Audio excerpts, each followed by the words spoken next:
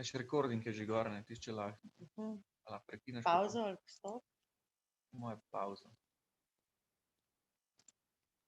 Ok, mislim, da smo zdaj kar že vsi. Torej, lep pozdrav vsem skupaj, hvala, da ste se danes v tako velikem številu odzvali povabilo na ta dogodek, digitalni sprehodi, prakse digitalizacije kulturne dediščine. Moje ime je Luka Piškorič in prihajam iz kreativnega centra Poligon. Torej, za vse, ki nas še ne poznate, Poligon je neprofitni zavod, ki se zadnjih 9 let ukvarja z razvojem kulturnega in kreativnega sektorja pri nas, pa tudi v tujini. Eden naših glavnih fokusov je predvsem opolnomočevanje profesionalcev in skupnosti, ki delujejo v teh sektorjih, skozi njihov razvoj veščin, zagotavljanje ustrezne podpore z vidika produkcijskih prostorov, grajenja skupnosti in pa tudi zagovorništva. S pojavom COVID krize smo se v Poligonu že lanskega aprila lotili prve in edine slovenske raziskave, ki raziskuje vpliv COVID krize na delavce v kulturnem in kreativnem sektorju. Po 2 merjenjih lansko leto in zelo zaskrbljujočih rezultatih letos nadaljujemo z našo raziskavo in obenem tudi serijo dogodkov, v katerih želimo skozi pogovore z domačimi in mednarodnimi strokovnjaki, raziskovalci, oblikovalci politik in drugimi relevantnimi deležniki iskati odgovore na to, kaj se sektorji dogaja v času krize, predvsem pa, kako se prilagajajo na nove razmere in kakšna prihodnost jih čaka. Torej, vprašanje je, kdaj bomo lahko spet v živo gledali koncerte, se udeležili gledališke predstave, kdaj bomo lahko zopet potovali in raziskovali muzeje in različne zgodovinske znamenitosti. COVID je večino kulturnega sektorja praktično čez noč prisilil k uporabi spleta kot nekega ključnega in edinega kanala za komuniciranje s svojim občinstvom. Tako da skoraj vsakdo izmed nas je morda v zadnjem letu prvič ogledal v živo koncert prek spleta, se udeležil gledališke predstave prek spleta ali pa raziskoval prek spleta kakšen svetovno znan muzej, razstavo in tako naprej. S tem se hkrati odprlo veliko priložnosti za nove digitalne rešitve, ki omogočajo tovrstne izkušnje, ne. Muzeji in drugi upravljalci kulturne dediščine ste se z izzivi digitalizacije ukvarjate že kar precej let, še veliko prej kot drugi in še veliko prej, preden se je pojavila COVID kriza, ne. Ravno zato so te pristopi in izkušnje ter politike digitalizacije kulturne dediščine lahko zelo dober zgled tudi za ostale sektorje, ki se na to pot šele dobro podajajo. In hkrati je digitalizacija tudi seveda en zelo dobra priložnost za kreativce, ki razvijajo tovrstne rešitve, ki občinstvom omogočajo neke nove načine doživljanja in interakcije s kulturnimi inštitucijami. Zato smo bili zelo veseli, ko nas je Tehnološki park povabil k sodelovanju pri pripravi serije teh 3 dogodkov, skozi katere bomo poskušali osvetliti, kaj se dogaja na področju digitalizacije kulturne dediščine pri nas in pa tudi v tujini, kakšni so neki novi pristopi, po katerih posegajo upravljalci kulturne dediščine in kakšne so seveda tudi priložnosti za ustvarjalce, da najdejo niše za razvoj nekih novih orodij ali pa storitev na tem področju, ki bodo podprle kulturne institucije v tej neki novi realnosti. Na tej točki bi zato predal besedo Gašperju Juvančiču iz Tehnološkega parka, ki je vodja projekta Sahe, v okviru katerega tudi ta dogodek danes poteka. Gašper? Luka, najlepša hvala za besedo. Lepo si me že predstavil, naredil nek uvod. Sem vodja v bistvu projekta Interreg Central Europe Sahe. Sahe, če se kdo sprašuje, je v bistvu kratica za Smart Accelerators of Culture, Heritage Entrepreneurship. In sam projekt je v bistvu namenjen nekako razvoju pa izvajanju integriranih lokalnih strategij, ki bi jih podjetja iz kreativnega sektorja pa tudi iz kulturne dediščine nekako uskladila.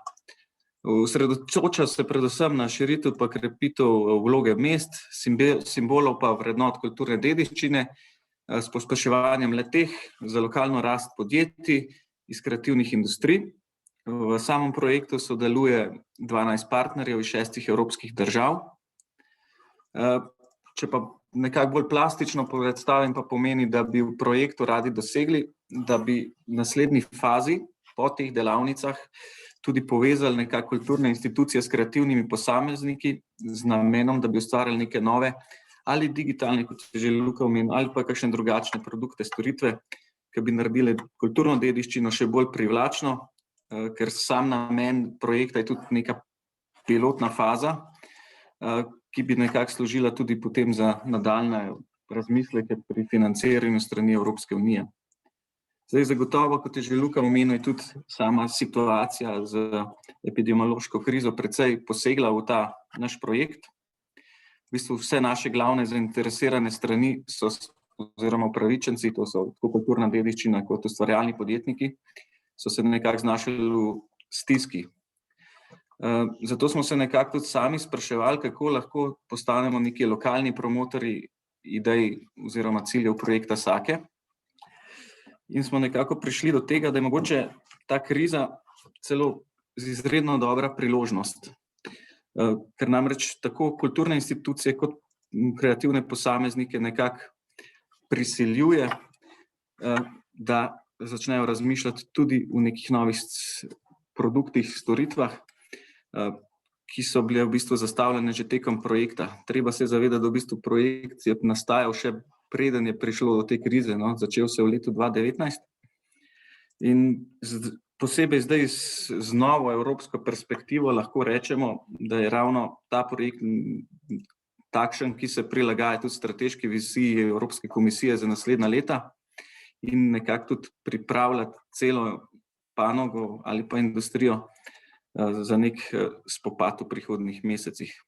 Dokaz za to lahko recimo najdemo v pozivu Obzorja k Evropskemu muzejskemu sodelovanju in inovacijskemu prostoru, ki v bistvu nekako ponavlja tudi cilje projekta Sake, predvsem pa tudi v viziji, ki jo je začrtala v bistvu predsednica Evropske komisije za neki nov evropski Bauhaus, ki bi temeljil na promociji širokega sodelovanja, soustvarjanja, umetnosti, znanosti in na drugi strani tudi inženirstva in kulture.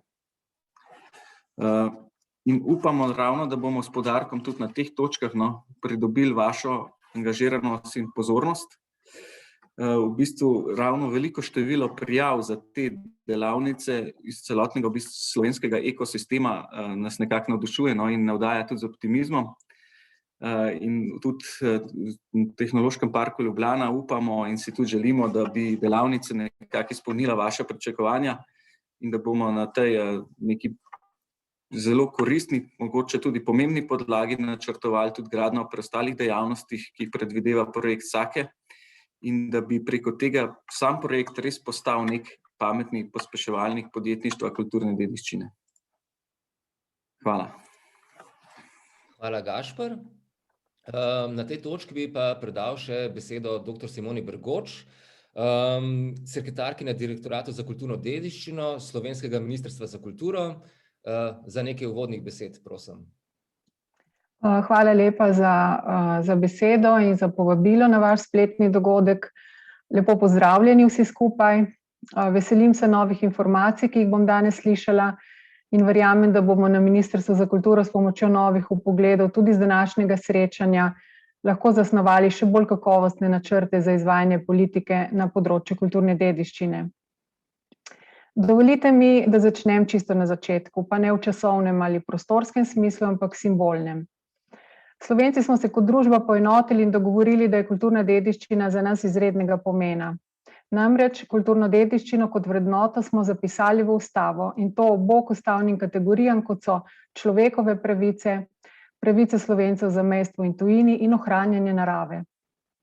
Ker je današnji dogodek namenjen digitalizaciji kulturne dediščine, ne morem mimo svetovne zdravstvene krize, ki nas je prisilila naše potrebe po povezovanju in sodelovanju, ki predstavljajo jedro naše človeškosti, tako v psihološkem kot tudi konkretnem preživetvenem smislu, uresničevati preko računalniških zaslonov.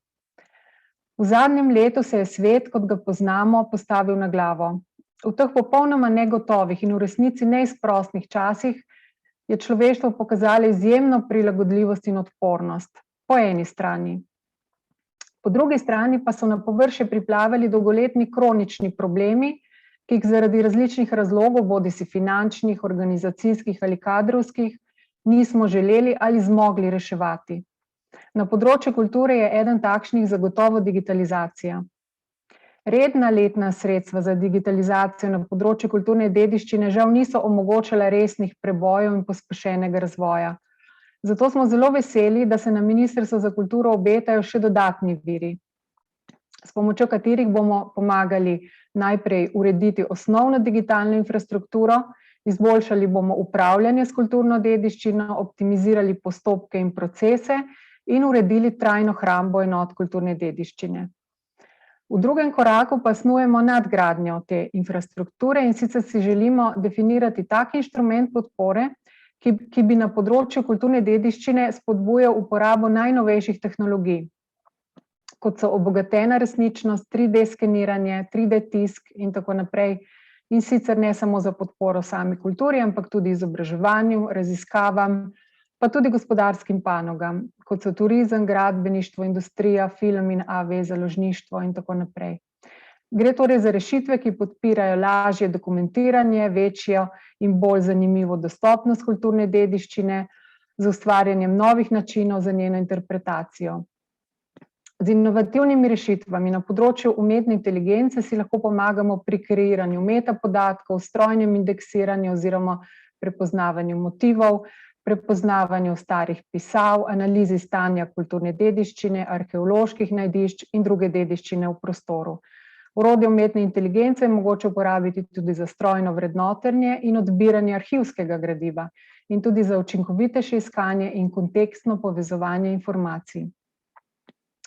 Verjamem, da bomo danes slišali veliko zanimivih idej, kako kreativni potencial povezati s kulturno dediščino. Zelo dobrodošlo bo slišati tudi tuje izkušnje. V imenu Ministrstva za kulturo vsem sodelujočim želim uspešno sodelovanje na današnjem srečanju. Hvala. Najlepša hvala, dr. Bergoč. Na tej točki bomo povabili k besedi našo gostjo iz Estonije, zato začenjamo oziroma preklapljamo na angleščino, potem pa se nam pridruži še Matej Štravs iz podjetja Arctur, pa bomo spet nazaj v slovenščini. So I'm very happy to welcome Kristin Meos from Tallinn, Estonia. Kristin is Chief Specialist for Cultural Heritage at the Ministry of Culture of the Republic of Estonia. There are certain similarities between our countries, and especially concerning the policies in the field of creative and cultural sectors, we really like to compare ourselves. Especially with my dear friend Ragnar Sil from Estonia, we many times look at parallels, what Estonia has done, what Slovenia has done, and especially when we are talking to other countries that are, for example, not from Europe, countries from our neighborhood, Slovenia and Estonia are many times featured as best examples in many fields of the cultural and creative sectors in their achievements. So we Slovenians really like to look up to good examples from abroad. So it was kind of obvious that we invite as our Estonian guest to present their experience in digitalization of cultural heritage. Kristin, as I understand, Estonia has been working very hard on the digitalization of cultural heritage for the last 5 years, and you also have a new plan developed up until 2030. I would kindly ask you if you can kind of present your activities so far and your plans for the near future. Thank you for having me. I'll try to put my presentation here.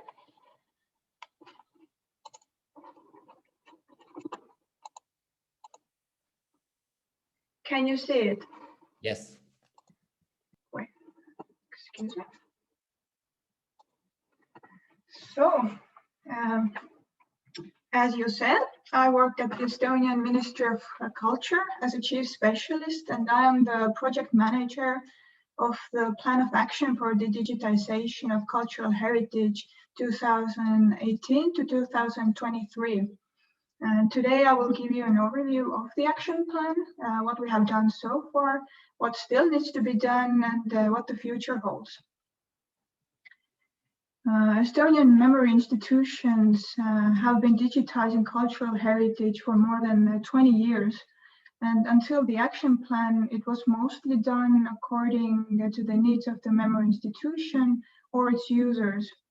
Not always, but very often, memory institutions, especially from different fields, didn't cooperate with one another while digitizing.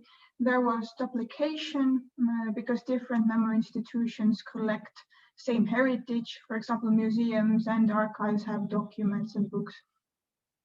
Furthermore, a lot of memory institutions didn't have, and still actually don't have, needed equipment and budget for digitizing. So they would apply for funding from different funds and sometimes compete with one another. And as you can see, a larger vision for digitizing cultural heritage in Estonia was needed. And the key to that was establishing a basis for cooperation. The action plan itself was initiated by the Minister of Culture's Advisory Council, the Digital Heritage Council, which was established already in 2014. And the preparation for the action plan started also back then. So it took us nearly 6 years to create the action plan we have today. The council determined the project's priority heritage fields, and the action plan itself was created in cooperation with the Ministry of Education and Research and Ministry of Economic Affairs and Communications, because some libraries and museums and also the National Archives are under the Ministry of Education in Estonia, and other libraries and museums are under the Ministry of Culture. And the Ministry of Economic Affairs is in charge of ICT development and innovation, but also EU structural funds in Estonia. So that is why we have 3 ministries working together. So the ministries created the action plan in cooperation, but also at the same time, working groups of specialists from different memory institutions came together, and each of the working groups focused on a specific type of heritage, and they proposed the sectoral priorities, objectives, and project implementers. As you know, digitization of cultural heritage is one of the best, and in some cases the only means for ensuring that heritage as a whole is preserved by the most suitable means and made available to as many interest groups as possible. That is why the Estonian Information Society Development Plan until 2020 also established the object of supporting digitization of the Estonian cultural heritage, as well as preserving it and making it available in digital form, including as open data. The main objective of the action plan is the resource-efficient digitization of a critical mass of the cultural heritage, as well as preserving it and making it publicly available. And what I mean when I say critical mass is that we are digitizing materials from different heritage fields, but from the same time period, which is 1900 to 1940. And depending on the type of heritage, also earlier and later periods, so that it would be possible to organize the joint utilization of various types of cultural heritage. We are digitizing materials which the users of the memory institutions are most interested in, but also taking into account the condition of the materials, meaning what needs to be digitized so it wouldn't be destroyed. Digitizing the critical mass of heritage is the prerequisite for the development of more business services that could make use of the digitized cultural heritage. The sub-objectives of the action plan are to make up to 1/3 of the cultural heritage of Estonia's memory institutions available digitally. to develop a consolidated architecture and service for the archiving of heritage and its long-term storage and backup, to make the information of 1.2 million objects available as open data, to increase knowledge related to digitized cultural heritage in memory institutions, our partner organizations, and among young people as well. In cooperation with partners, to create opportunities for the active reuse and processing in the private sector, and to increase the awareness of the public and to increase satisfaction with online services in the cultural field. The total cost of realizing the action plan is 9.2 million euros, of which the amount to come from the national budget is 0.83 million euros, and the need for EU structural fund investment is 8.19 million euros.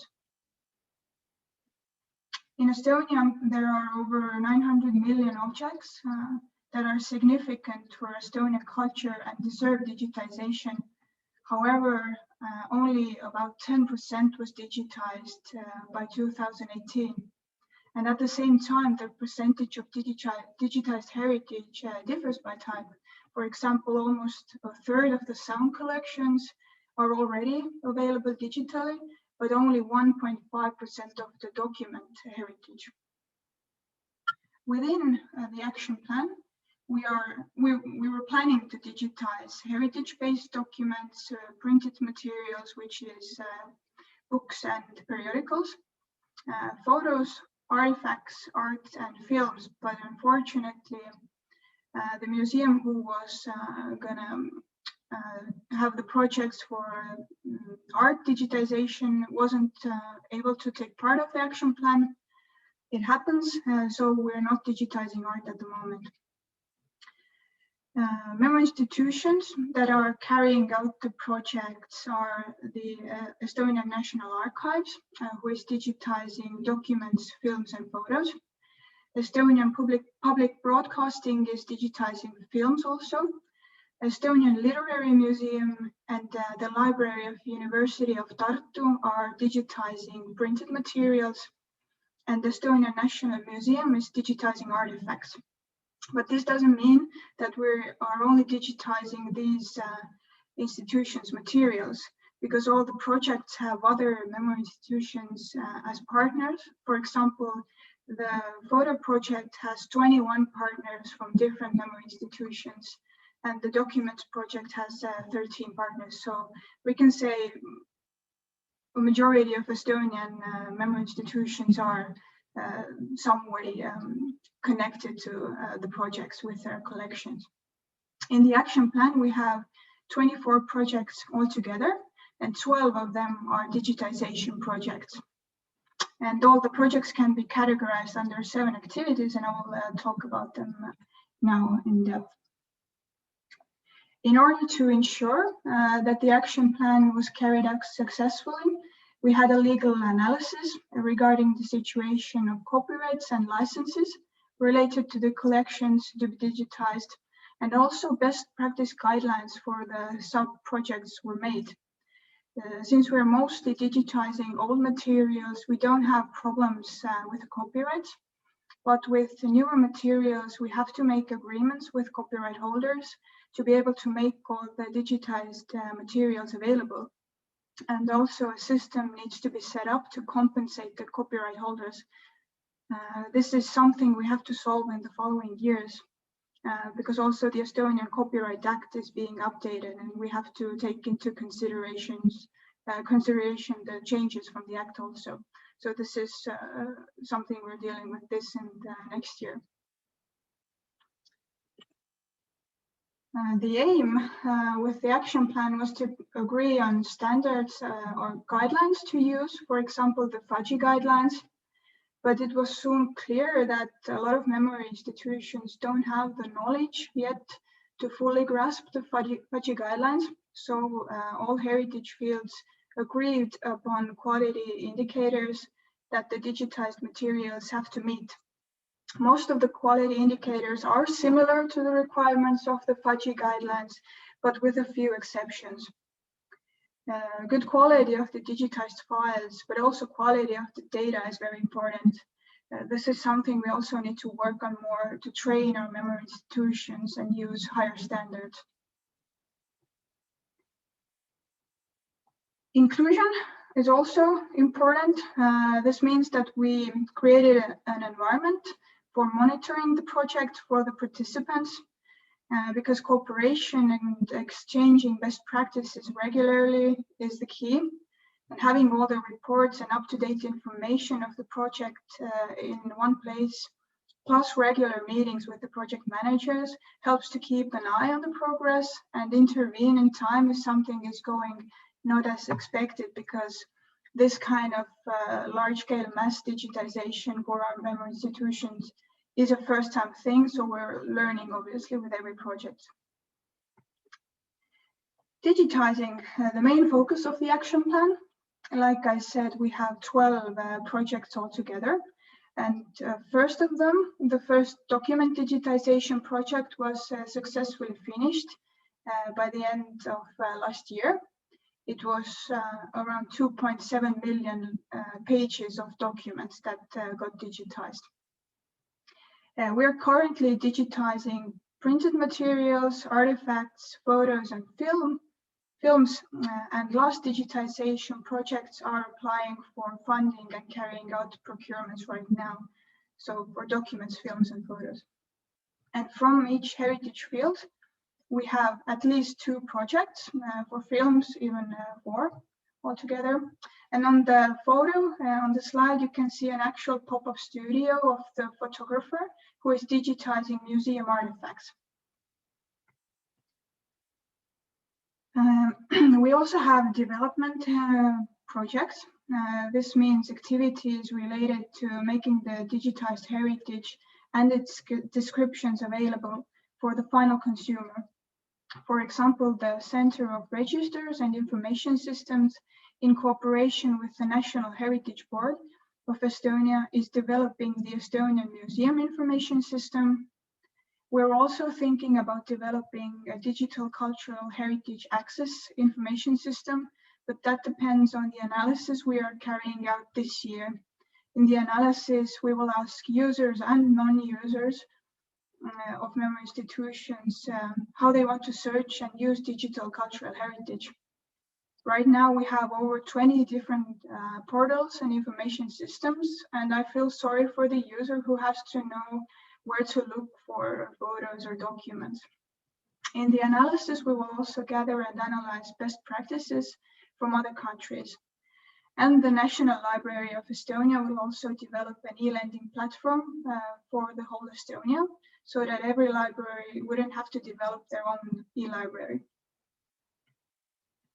With infrastructure, the idea was the creation of a common infrastructure to ensure the storage of heritage, and we carried out the business analysis of the information system for long-term storage.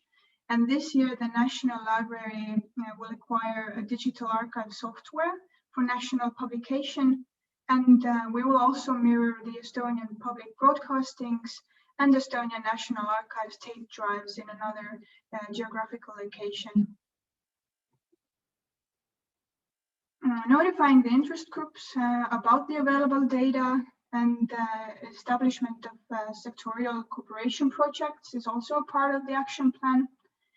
We're also organizing training for people working in the cultural field and information days and seminars for memory institutions, partner organizations, and the public.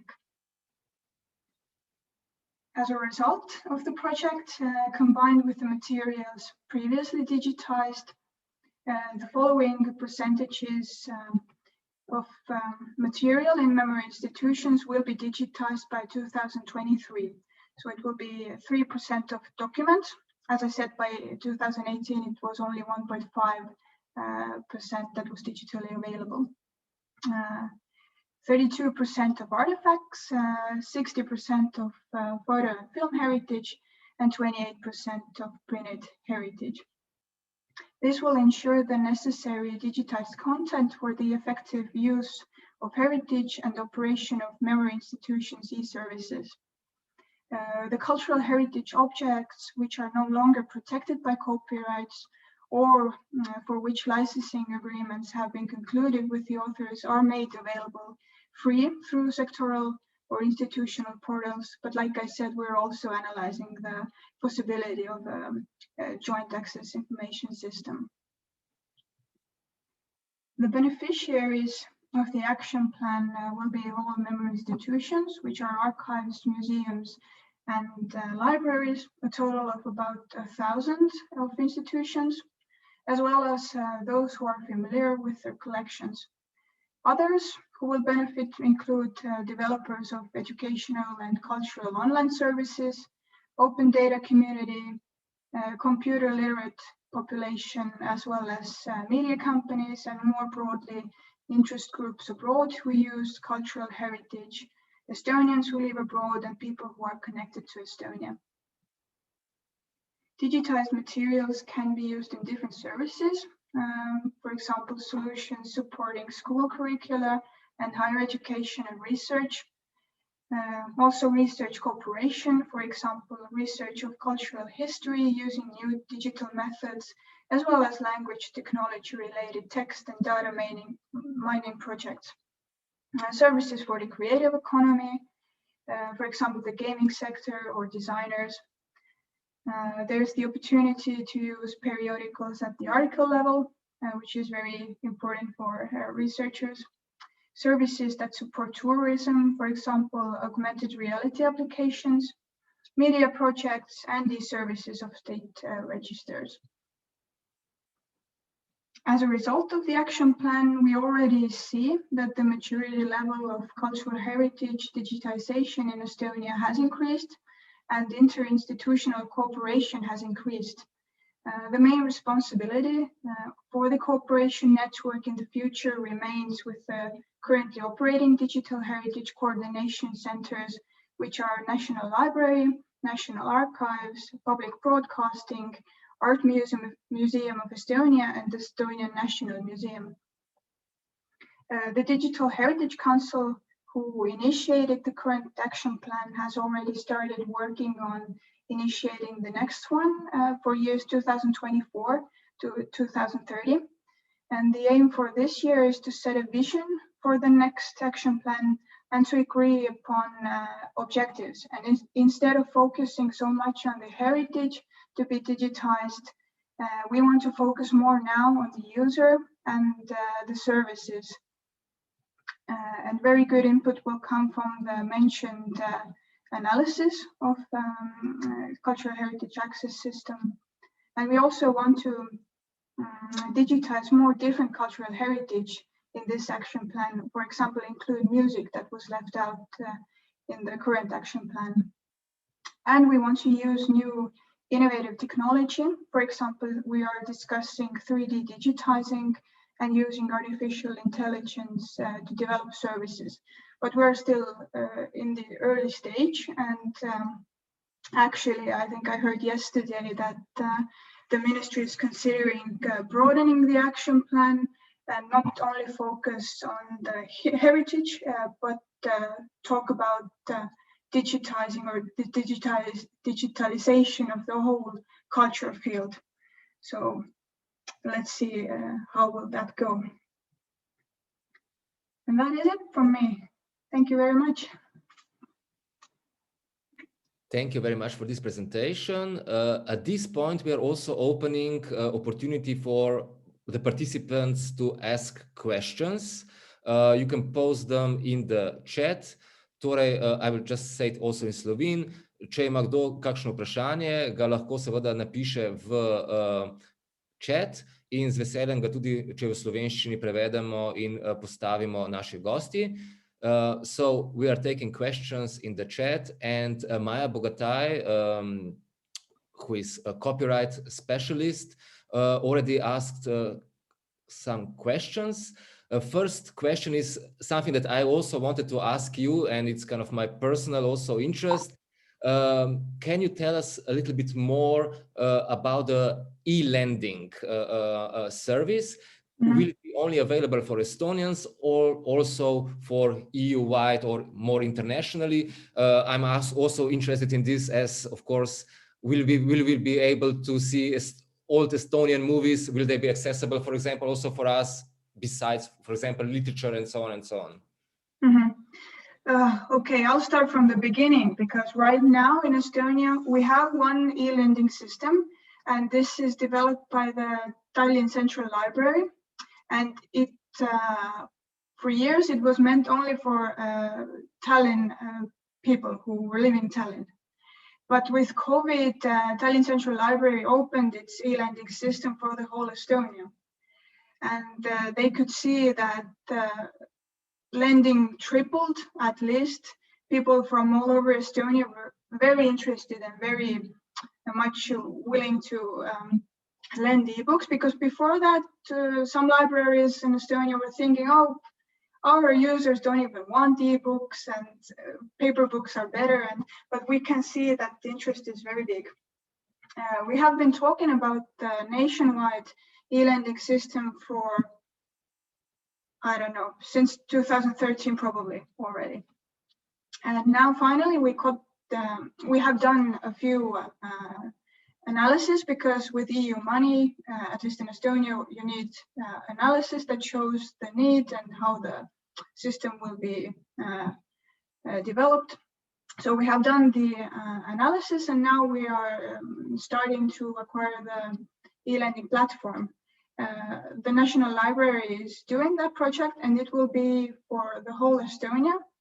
So everyone who has the Estonian ID card can log in and lend ebooks. So it is only for Estonia, but we are discussing how to solve this issue with Estonians living abroad who would still like to read ebooks, and children who are born abroad already to Estonian parents, and they would like to still learn Estonian language and read Estonian books. We haven't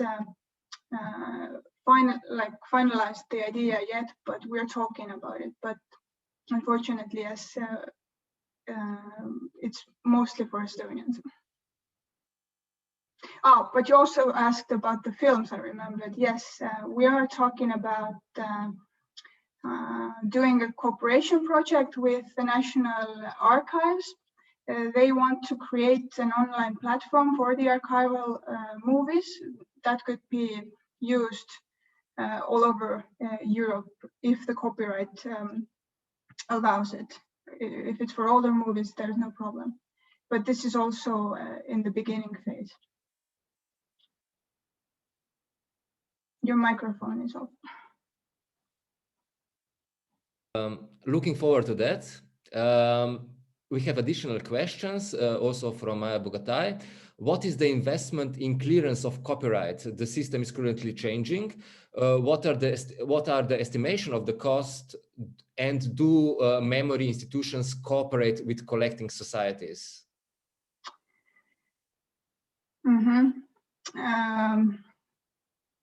I'm not the person to answer the question, I'm sorry, because I'm not actively dealing with the copyright issue in our ministry. But if you send me an email on my email address, I could get the information to you. What's the exact current situation, and what is the estimated cost, and how this is going, because my colleague is actively working with this.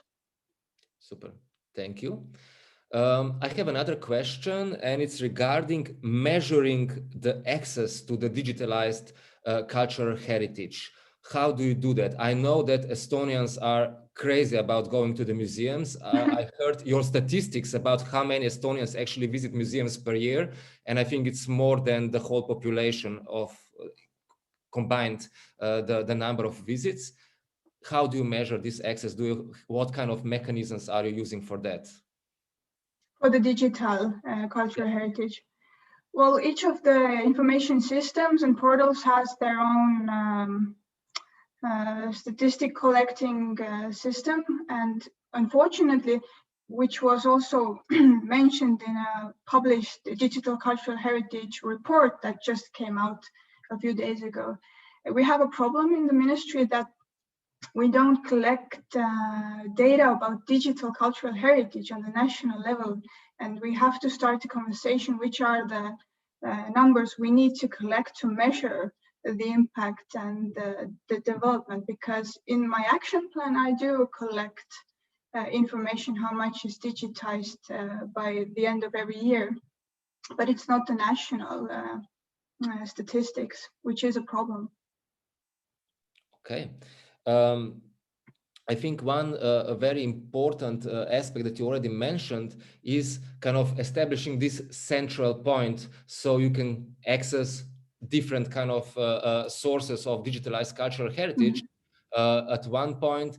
And also what you mentioned, I think it's very important that this point would also include more kind of contemporary or, you know, live kind of inputs of every day right now, so that you would have this kind of central point for accessing online culture content. In talking with a lot of my colleagues also from abroad, this has been identified as one of the biggest problems now in the COVID times, where people who are hungry actually to kind of consume this kind of content are really kind of struggling to find it in different places. As you mentioned, you have more than 20 access points at the moment. So can you tell us a little bit more about this plan of building this centralized kind of point of entrance to the content? Well, the aim of the analysis to figure out with the users, do they actually want one access point?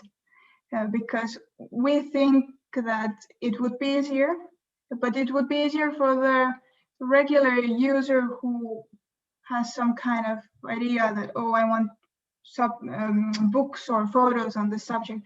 But when we're talking about researchers, maybe they don't want this one access point that isn't specific enough for their needs. So in the analysis, we're going as a blank slate, and we are asking the users, how do you want to get access to the digital heritage? How do you want to use it? Which is good right now in the systems we have? Which is bad? What are you missing? Because we actually have one portal that kind of wants to be this one access point, but unfortunately it doesn't work very well, because at first it was designed for researchers and then broadened to, let's say, whole population, but now we can see that it doesn't cover all the aspects and all the needs of different user groups. So we have to kind of focus on user groups and their needs, because if we're doing something for everyone, we're not doing for anyone, actually. So yeah, we're still in the beginning. We're carrying out the procurement to find a partner to do the analysis. So unfortunately, I have nothing to share yet about this. But we will look for updates from you on that in the future. We have another question from Sasha Babic. Will you include in the collections already existing digitalized collections, for example, Estonian Literary Museum? Do you have somehow of an agreement with research institutions for already digitalized material? Well, yes, they are all included, because in the information systems and portals, whatever has been digitized or whatever is born digitally, and if there have been made copyright agreements, or if it's older material that doesn't have copyright anymore, everything is available anyway. So whatever we're digitizing now adds to that. So the collections do get bigger and bigger. Super. Do we have any more questions, maybe? Okay, I guess. May I have a question? Yes. Hello, Pavel Sav from National Museum of Slovenia. You said you are going to digitalize 900 millions of objects. No, I said that we have 900 million objects that deserve to be digitized. When we will get to the point that everything is digitized, I cannot say. It's a hard task. But when we were talking about the next action plan until the year 2030, we were talking about 45% of the collections to be digitized. So we're very far from the end goal. Still, but this is extremely impressive number. If we are in Slovenia, maybe counting a few 100,000 or maybe 1 million of all together, but you are 900 times faster or bigger than we are. Amazing. Thank you. Okay, do we have some more questions maybe? If not, I would really like to thank you for taking time and sharing your experience. For sure, Estonia is always, as said, kind of very close to us concerning policies in the cultural and creative sector. So for sure, we will be watching what you are doing, and hopefully in the future we will also be able to access a lot of interesting stuff that you will be digitalizing. So thank you very much. Thank you for having me, and I can send you my slides. You can send them to everyone who is interested, and they have my email address. So if you have any more questions, just feel free to connect with me anytime. Thank you very much. Thank you. Evo, preklapljamo nazaj v slovenščino. Z nami je Matevž Štravs iz podjetja Arctur, ki se že kar nekaj časa ukvarja oziroma ima zelo zanimiv projekt Heritage Plus. Verjetno ga kar nekaj od vas pozna. Matevž pa bo danes podrobneje predstavil in tudi delil z nami kar nekaj zanimivih primerov, na katerih so delali zadnje čase in ki tudi niso dostopni še morda na spletu, da bi si jih lahko ogledali.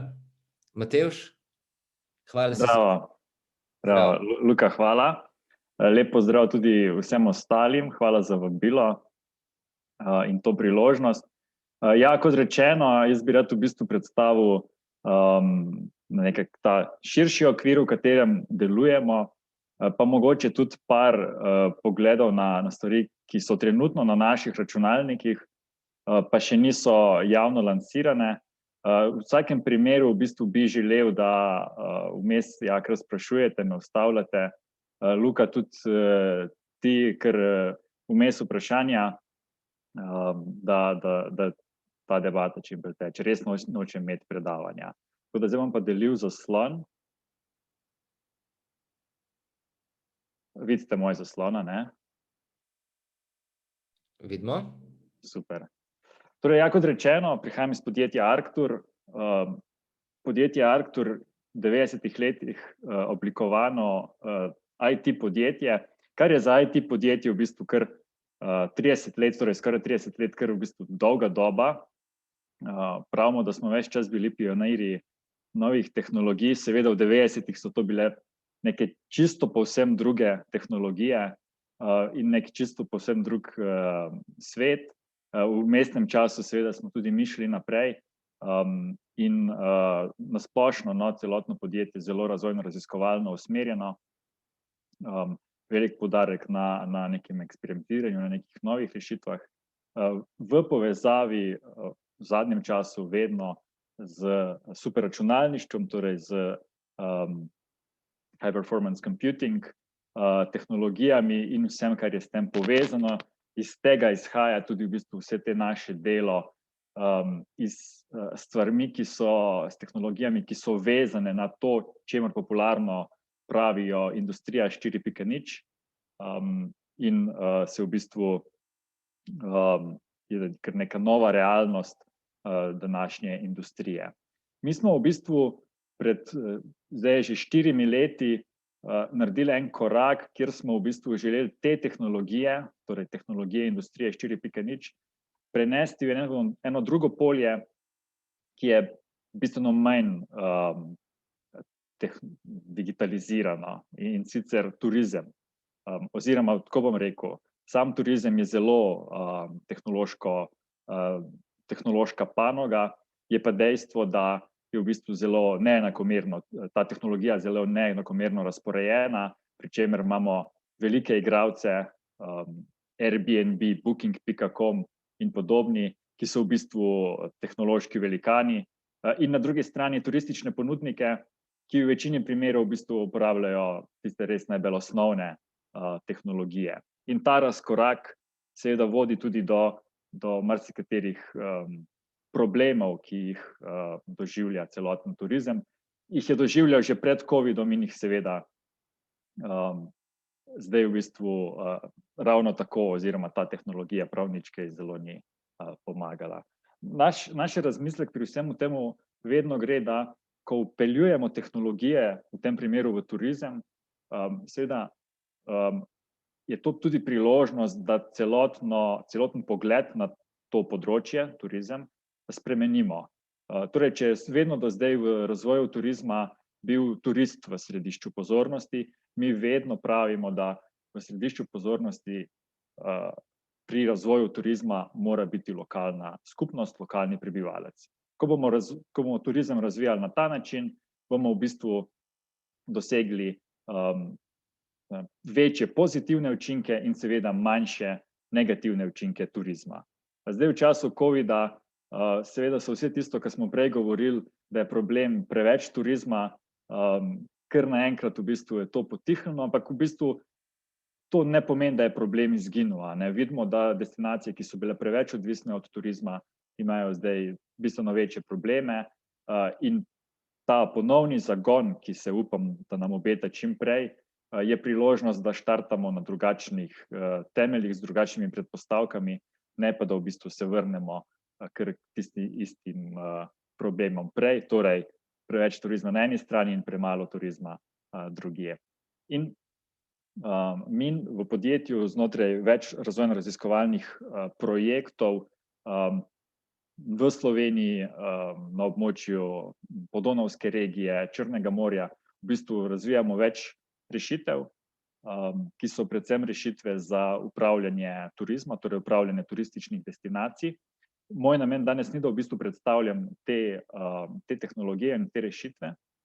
Rad bi pa predstavil to, čemer mi pravimo Heritage Plus, torej dediščina plus, nekaj več kot ta osnovna dediščina, ki jo mi v bistvu vidimo kot neke vrste nadaljevanje vsega tega razvoja turizma oziroma kot nek pomemben element razvoja turizma.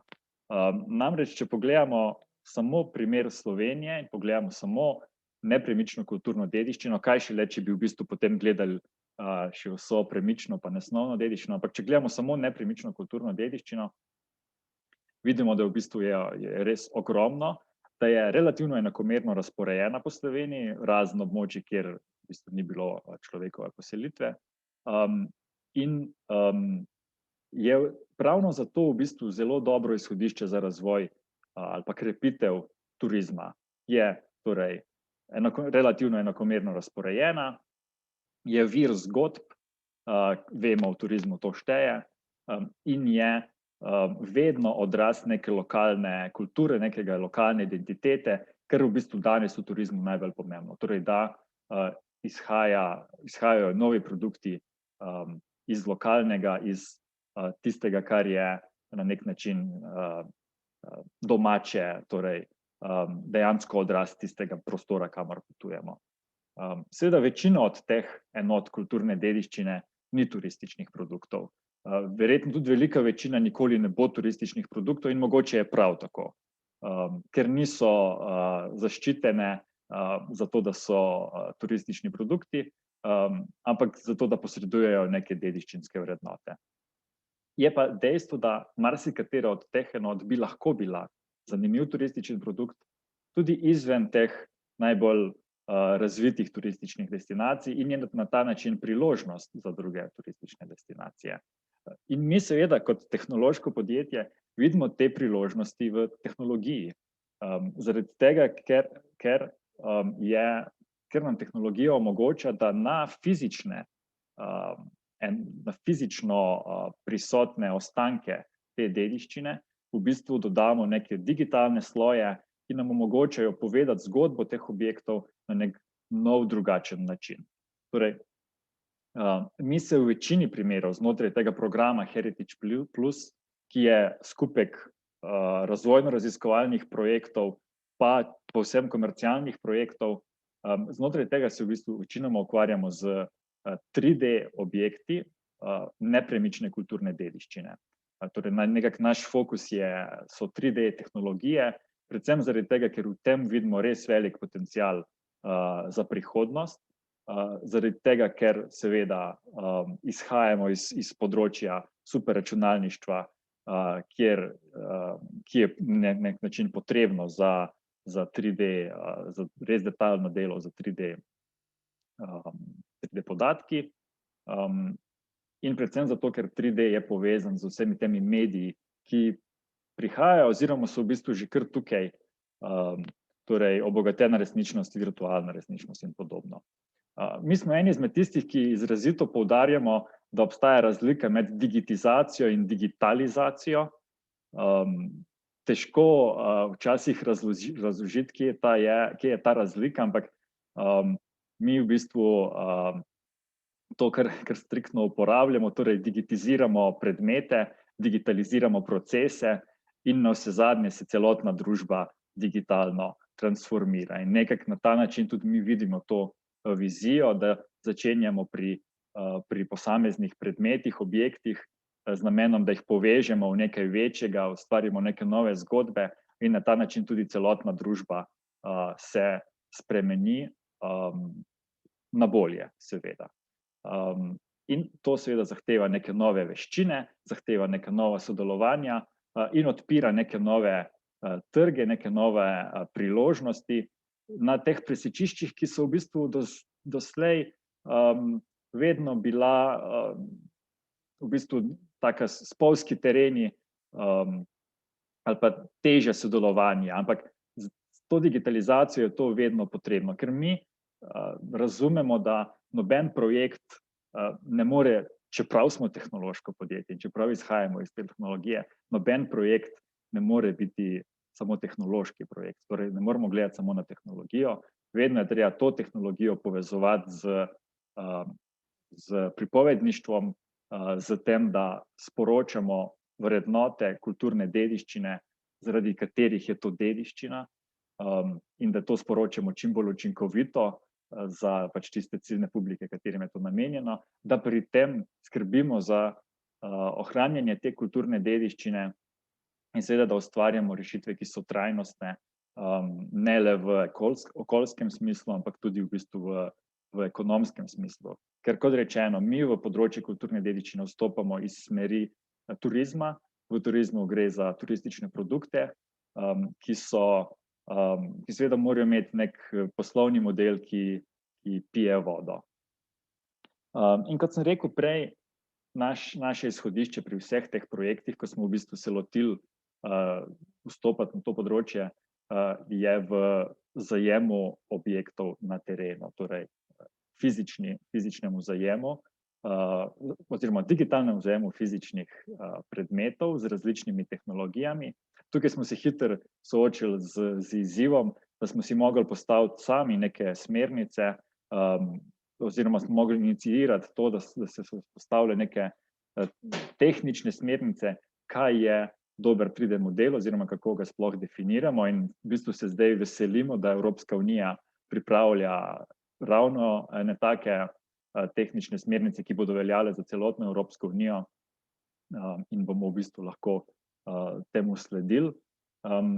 Kot rečeno, se pravi, za nas se projekt začne z zajemom na terenu.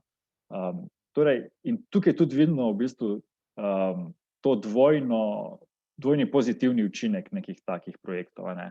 Čeprav jih je namen razvijati turistične produkte navsezadnje, imajo prav ta začetna gradiva velik dokumentacijski in nek arhivski potencial oziroma pomen. Torej, na ta način lahko res dokumentiramo neke enote, v tem primeru nepremične kulturne dediščine, ki jih je sicer v bistvu z drugimi pristopi bistveno težje zajeti. Ko naredimo neko tako digitalno kopijo resničnosti, seveda nam to odpira priložnosti za kar sem prej rekel, te nove digitalne sloje. Torej dodajanja bodisi informacij, bodisi v bistvu 3D informacij, neke dodatne izrise, neke dodatne rekonstrukcije, kar seveda odpira veliko možnosti za kreativnost, za kreativne industrije, hkrati odpira veliko dilem in veliko vprašanj, kdaj smo šli predaleč in kako v bistvu loviti tisto ravnovesje med iti predaleč in vendarle še povedati zgodbo in sporočiti to sporočilo, torej ta dediščinsko vrednost. In navsezadnje v bistvu pridemo do teh zadnjih, do teh v bistvu medijev, skozi katere prezentiramo te enote kulturne dediščine odprej. Torej, tukaj imam navedenih par teh medijev. Eni od teh so bolj preprosti, drugi so bolj zahtevni. V vsakem primeru mi trdimo, da noben od teh ni boljši ali slabši, ker je vedno pri vsakem vprašanju prvo vprašanje, najbolj ključno vprašanje, komu želimo sporočati in kaj želimo sporočati. In od odgovora na ta dva vprašanja je odvisno, katera v bistvu od tehnologij je boljša ali bolj primerna. Tako da jaz res nisem zagovornik nobene od teh, vsaka se lahko zdi smiselna, če je cilj tak in če je v bistvu ciljna skupina taka. Torej, mi trenutno delamo na kar precej v bistvu projektih, večini, kot sem rekel, izhajamo iz zajema, 3D zajema nepremične kulturne dediščine na terenu, ki jih potem skozi različne medije prezentiramo. In tukaj en del v bistvu teh projektov delamo za turistične destinacije, ki tukaj je treba v bistvu poudariti in pohvaliti v bistvu to vlogo Ministrstva za gospodarski razvoj in tehnologijo, ki je prepoznalo nek potencial v tej povezavi dediščine in turizma in v bistvu omogočilo turističnim destinacijam, da se razvijajo v to smer in da v bistvu tudi za njih grejo po eni poti, ki je do zdaj bila mogoče bolj stran pot ali pa ne toliko mainstream, no. Kot postaja vedno bolj in kot vidimo v bistvu tudi iz primera iz Estonije, to postaja v bistvu neka naša prihodnost. Mogoče pokažem par primerov, na katerih delamo. Torej, kot rečeno, začnemo na terenu z zajemom. Vsi ti naši zajemi so v bistvu prav klasičen digitalni, 3D digitalni zajem z vsemi geodetskimi izmerami, ki so povezane s tem, z zagotavljanjem čim večje natančnosti. To recimo je nek primer enega tazga hitrega zajema z laserskim skenerjem. Potem en drug recimo primer, na katerem smo delali, je grad Prem pri Pivki. Tukaj je v bistvu šlo za zajem z fotogrametrijo, torej eno drugačno tehnologijo od laserskega skenerja, kjer, kot rečeno, veliko vlogo igrajo potem tudi geodetske izmere, torej da poskrbimo, da je ta model v bistvu tudi natančen. En tak primer, recimo ravno iz tega gradu Prem lahko pokažem. To, kar gledamo, je oblak točk z gradu Prem, te modri kvadratki so v bistvu fotografije, ki so bile zajete, v tem primeru več kot 8000 fotografij objektov zajetih. Iz teh fotografij se z uporabo superračunalnika in pač neke specializirane programske opreme v bistvu oblikuje tak prostorski model, torej oblak točk, kot vidite, zdaj je zelo lisast, zelo luknjast, ampak v bistvu v nadaljnjih korakih z obdelavo in dajanjem tekstur v bistvu dobimo en tak 3D model, ki je torej dejansko digitalna kopija resničnosti. Tukaj vidite gor recimo na polknih, vidite, so take tarče, te tarče so bile, to so geodetsko izmerjene tarče, kar pomeni, da v bistvu na ta način res prilagajamo in lovimo natančnost med modelom in med resničnim stanjem, pri čemer se nekako sledimo temu, da je odstopanje največ 18 mm, kar je pri takih velikih objektih v bistvu kar natančna zadeva. Pri manjših je seveda to odstopanje manjše.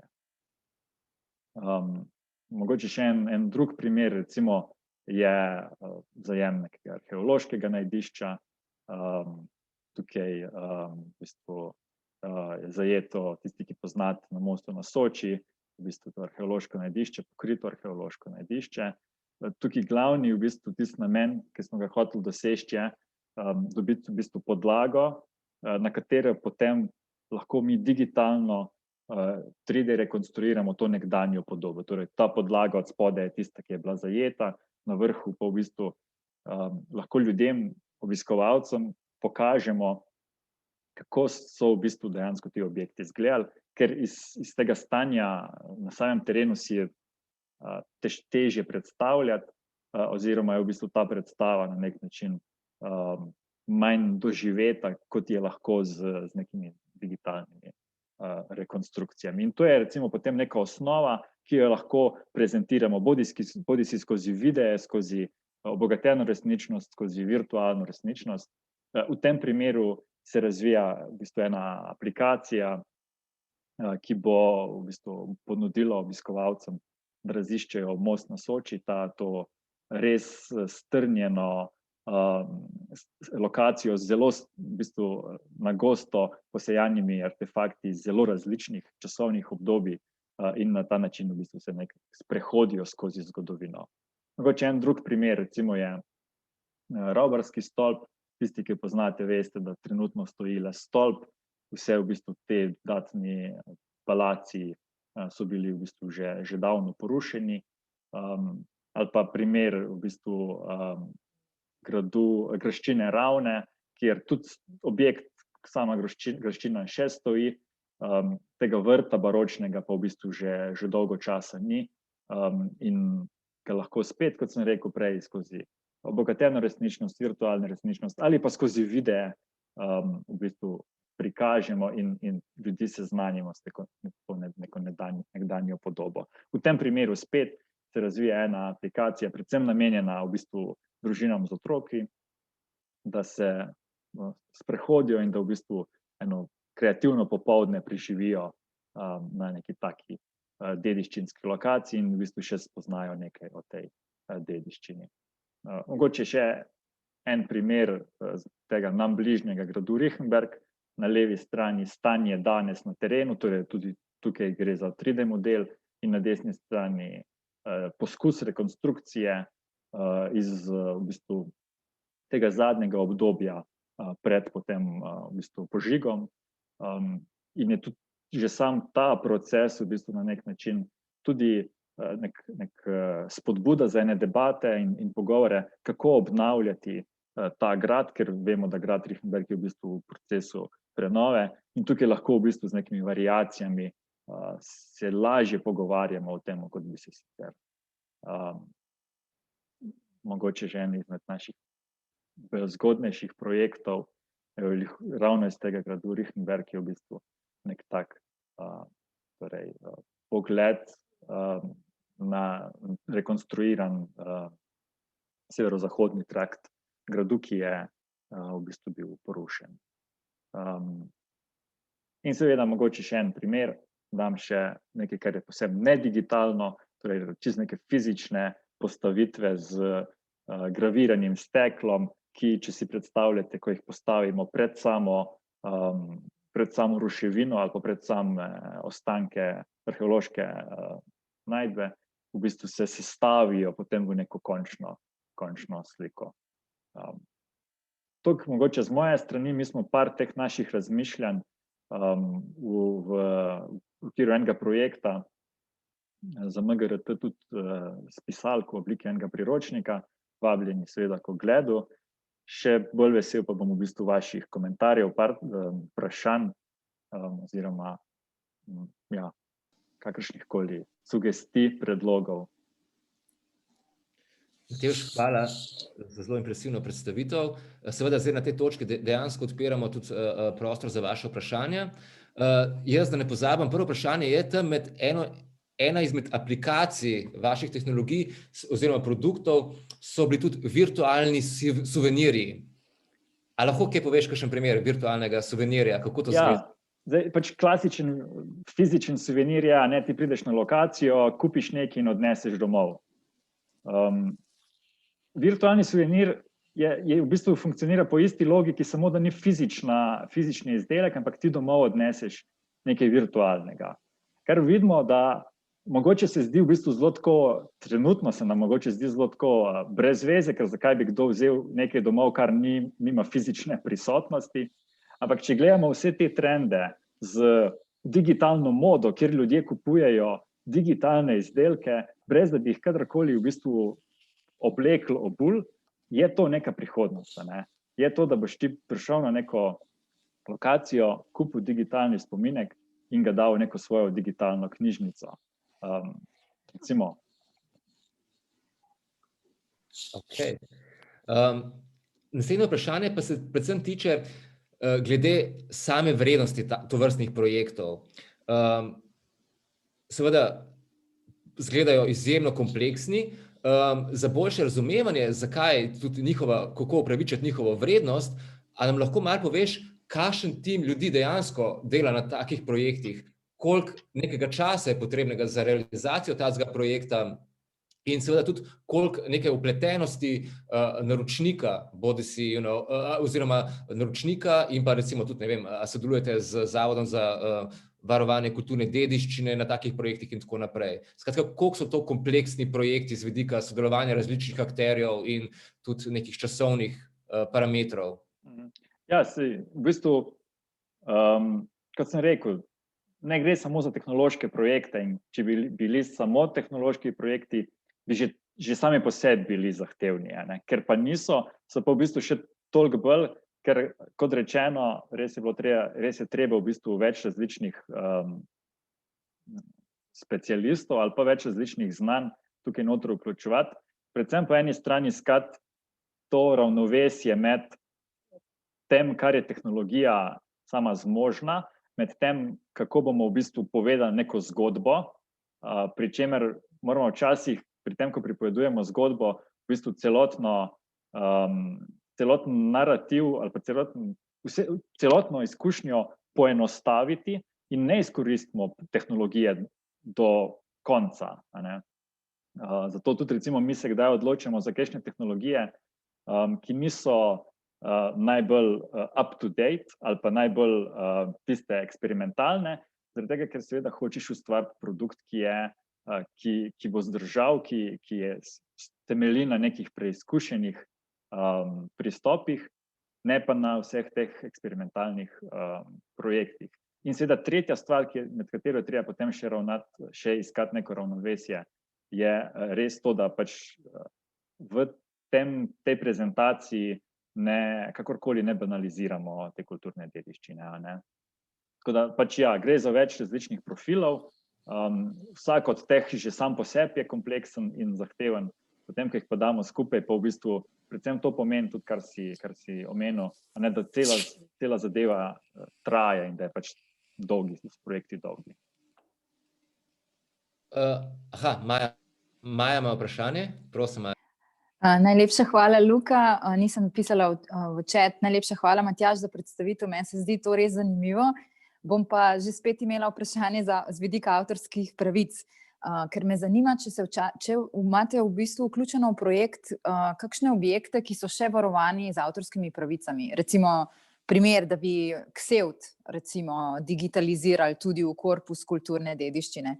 In sicer vezano na to samo sprašujem, če ste se s tem vidikom avtorskih pravic kaj ukvarjali, ker vam lahko, tako kot je urejeno v Republiki Sloveniji, to predstavlja oviro za tiste primere, ko se v bistvu ti objekti, ki so sicer prosto dostopni na javnih mestih, izkoriščajo v gospodarske namene, recimo virtualni spominki ali pa karkoli izdelano na to temo. S tem vprašanjem so se wikipedisti srečevali v Sloveniji in že večkrat naslovili na Urad za intelektualno lastnino pobudo, da bi se spremenil zakon, da bi bil tako, kot je v številnih državah v Evropski uniji, to pri nas tudi dovoljeno. Se pravi, da se lahko avtorsko pravno izkorišča te objekte ne samo za nekomercialni, ampak tudi komercialne namene. Skratka, na tej točki sem samo to hotela vprašati, če se s tem vidikom ste že sploh ukvarjali.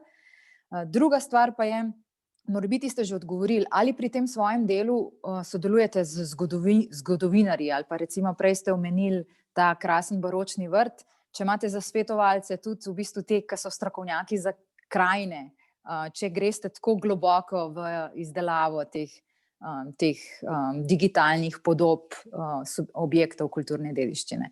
Tako da prvi del je avtorsko-pravni, drugi je pa tak splošni. Najlepša hvala.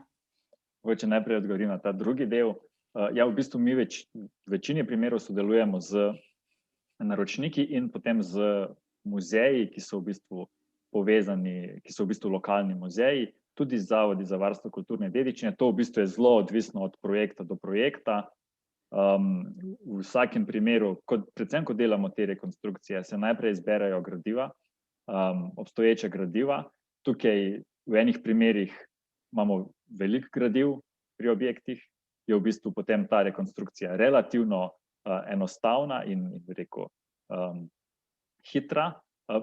So pa drugi primeri, kjer je gradiv zelo malo, ali pa so v bistvu, če si predstavljate, so neki bakrorezi, iz katerih si je zelo težko predstavljati, kakšna zares je bila fasada. Pri nas seveda pa želimo to fasado tudi pokazati, ker nam to tehnologija omogoča.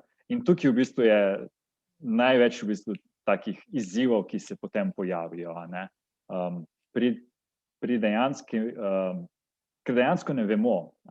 Pa gre za to, da v bistvu mi nikoli ne trdimo, da smo naredili prvo pravo rekonstrukcijo. To je poskus rekonstrukcije, kjer seveda se moramo najti neko pravo mejo, da ne špekuliramo preveč. Kar se tiče pa tega drugega vprašanja, pa v bistvu nismo še imeli take situacije, da bi sam objekt imel v bistvu neko avtorsko zaščito, torej objekt, ki ga skeniramo, ali pa predmet, ki ga skeniramo. Take še nismo imeli situacije, ker v bistvu v naših primerih res v večini primerov gre za stvari, ki so več kot 100 let stare. In še ni bilo, ne, v bistvu prav nobene take še ni bilo. Kar se tiče samega avtorskega prava, pa v bistvu se največ v bistvu ukvarjamo s tem, z lastništvom in z avtorstvom nad temi modeli, ki v bistvu potem nastanejo, torej nad digitalnimi gradivi. Zdaj mi seveda tukaj vse avtorske pravice tako v bistvu so prenešene na naročnika, hočemo pa vedno spodbujati na to, da te 3D modeli, te datoteke ne ostanejo na enem disku, v nekem predalu, ampak da so dostopne širši javnosti in da na ta način omogočimo v bistvu tudi nek nov krog ponovne uporabe vsega tega za izdelavo nekih novih rešitev. In tukaj definitivno je neko področje, kjer bo avtorsko pravo še zelo v bistvu aktualna tematika, ker bo tega vedno več, ker bo tega, da ponovno uporabljamo ne fizične predmete, ampak digitalne predmete v računalniških igricah, v filmih, v čemerkoli v bistvu bo res veliko. Najlepša hvala za informacije. Hvala, Matevž. Kot razumem, delate tudi veliko projektov v tujini. Nam lahko poveš kaj še izkušenj v sodelovanju na teh projektih, ki so bolj mednarodni, recimo v naši soseščini ali pa tako naprej? Te projekti v tujini v bistvu so večinoma potem vezani na sam turizem 4.0, torej na te rešitve, ki jih razvijamo za turistične destinacije. To je v bistvu en sklop aktivnosti, se navezuje na, kot sem prej rekel, na Podonavje, en sklop na območje Črnega morja. In v bistvu, kar vidimo, je, da v bistvu so izzivi povsod v bistvu zelo podobni. Tukaj ta del tehnologije je v turizmu, se res čuti to, kot sem prej na začetku rekel, da čeprav vsi uporabljamo tehnologijo, je ta razkorak med ponudniki in platformami res velik. In definitivno ga bo treba v bistvu nekako nagovoriti. Vidimo tudi v bistvu, tudi na področju kulturne dediščine je ta razkorak med znanjem tehnologij v se pravi dediščinskih inštitucijah je v bistvu, ta nivo je v bistvu precej osnoven.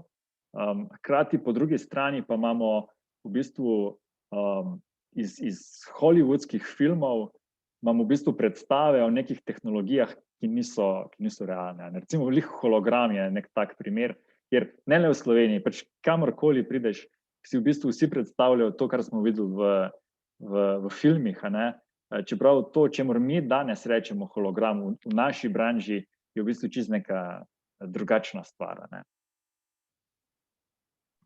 Kakšno pa bi rekel, da je razmerje med dostopnostjo tovrstnih vsebin, ki jih generirate? Recimo, nekdo, ki se sam poda raziskovati neko lokacijo, koliko lahko sam recimo prek svojega mobilnega telefona konzumira te vsebine, koliko je teh vsebin recimo potem dostopnih tam v nekem muzeju oziroma neki lokalni točki in pa koliko jih je recimo dostopnih nadaljavo, recimo te projekte, ki si jih omenil na Črnem morju, ali lahko mi zdaj v COVID časih, ko smo omejeni, kar se tiče potovanj, koliko lahko tega recimo raziskujemo prek spleta? Kakšne so strategije glede tega? Ja, jaz vidim, da v bistvu večina destinacij ali pa inštitucij še v vseh primerih predvsem gleda na to, da so te izkušnje dostopne pri njih. Mogoče je to specifično tega, da pač mi delamo vezano na turizem, kjer je seveda končni cilj, da obiskovalec pride k tebi. Ne da mu ti v bistvu le nekaj sporočiš, ampak da pride k tebi. Mogoče zato v bistvu imamo večinoma stik s takimi, ki razvijajo take rešitve. Se pa je izrazito videlo v bistvu zdaj v času tega covida, lani v marcu smo opazovali, kako so se v tujini recimo ene države res hitro obrnile in hitro lansirale vse te digitalne gradiva navzven, online, prek spleta.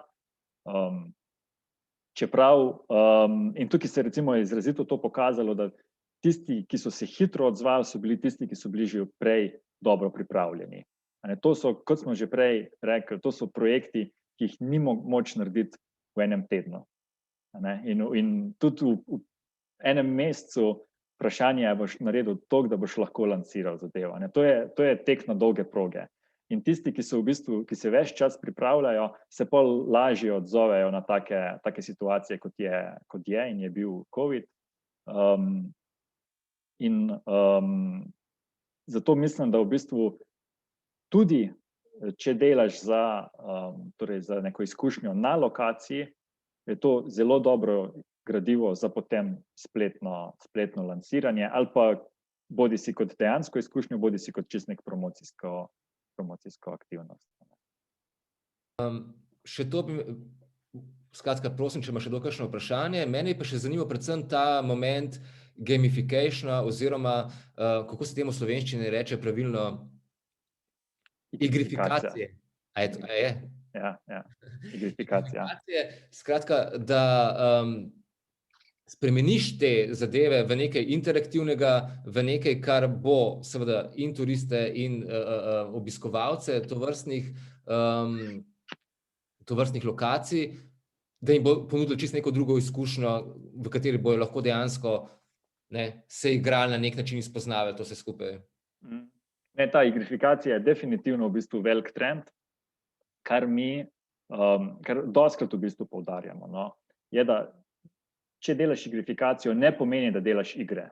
To ne pomeni, da se bodo ljudje igrali. To v bistvu pomeni, da boš ti samo neko mehaniko in neke principe, ki izhajajo iz igre, v bistvu vgradil v to svojo rešitev. To je lahko zelo preprosta stvar. To, da uporabnik spremlja